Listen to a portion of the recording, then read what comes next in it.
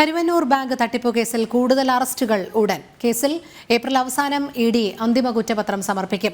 CPM നേതാക്കളും കൌൺസിലർമാരുമായ Anoop Davis കാട, മധു Ambalapuram, retired SP Venugopal എന്നിവർക്ക് ചൊവ്വാഴ്ച വീണ്ടും ഹാജരാകാൻ സമൻസുണ്ട്.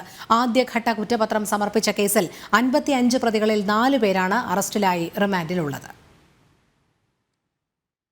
കരുവന്നൂർ സഹകരണ ബാങ്ക് തട്ടിപ്പ് കേസിൽ രണ്ടാം ഘട്ട അന്വേഷണത്തിലും കൂടുതൽ അറസ്റ്റുകൾ ഉണ്ടാകുമെന്ന സൂചനയാണ് അന്വേഷണ സംഘം നൽകുന്നത്.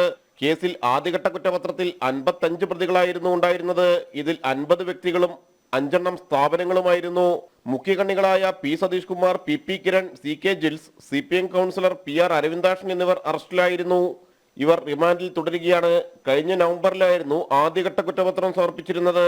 മറ്റ് അന്വേഷണ തിരക്കുകൾക്കിടെ വീണ്ടും രണ്ടാം ഘട്ട അന്വേഷണം ഊർജിതമാക്കിയ ED നിക്ഷേപ തട്ടിപ്പിൽ നേരിട്ട് പങ്കാളികളായവരെ അടക്കം വീണ്ടും ചോദ്യം ചെയ്യുകയാണ്.